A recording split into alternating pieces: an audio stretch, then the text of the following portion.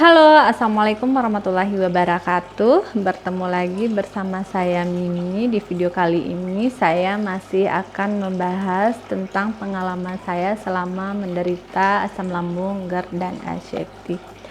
Nah teman-teman, di video sebelumnya saya pernah jelaskan faktor-faktor atau karakter seseorang yang akan gampang terkena asam lambung, GERD, dan anxiety.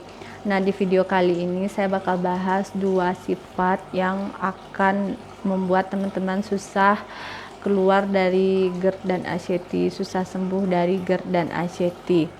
Nah apa aja itu dua karakter itu ya, sebenarnya itu sering sekali terjadi ya, di komentar aja udah banyak yang seperti itu ya, dan saya sendiri pun seperti itu. Makanya saya bilangin yang pertama itu berhentilah mengeluh ya, mengeluhkan penyakit ya.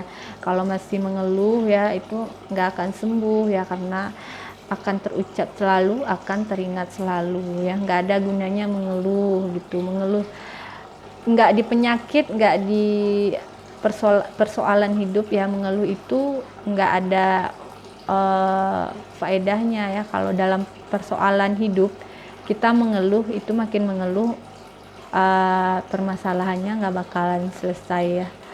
Jadi ketika kita berhenti mengeluh, jalanin, itu bakal selesai urusannya. Seperti itu juga dengan asam lambung, GERD, dan anxiety. Ketika selalu mengeluh ya, di pikiran selalu terpikir itu, di ucapan selalu terpikir itu, di memori pikiran selalu itu aja ya, maka akan susah lari dari keluhan itu ya. Seperti penyakit itu yang selalu tiap hari itu ada ya. Cobalah sekarang mulai untuk berpasrah, bukan berarti nggak ada usaha ya. Coba terima, tapi jalanin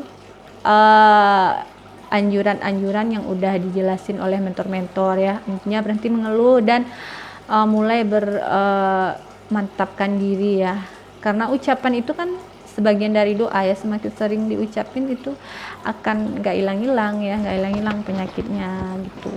Jadi terus jangan ngeyel ya ketika dibilangin ya. Misalnya teman-teman nanya terus saya jawab tapi masih aja tapi berarti itu belum yakin ya. Kalau udah saya bilang, misalnya teman-teman nanya teman-teman sakitnya seperti ini, saya bilang itu karena asam lambung. Kalau memang udah diperiksa ke dokter semua normal, itu berarti gejala asam lambung.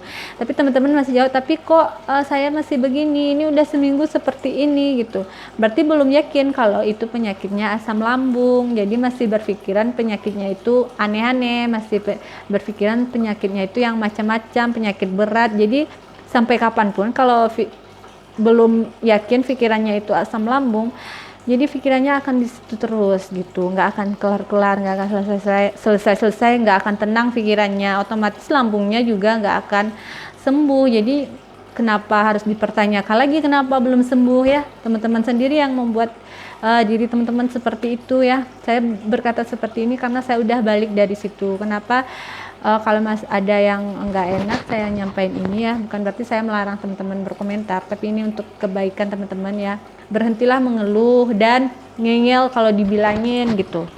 Saya sendiri pun udah pernah ke situ ketika saya udah bertanya, kemudian masih tapi kok. Pertama orang capek ngeladenin karena nggak ngerti-ngerti ya. Kedua teman-teman tuh nggak akan sembuh ya. Jadi ketika itu saya pernah DM ya salah satu mentor, kemudian dia jawab, saya cuman mencoba untuk menjalani aja, saya nggak mau ngeluh ke dia lagi.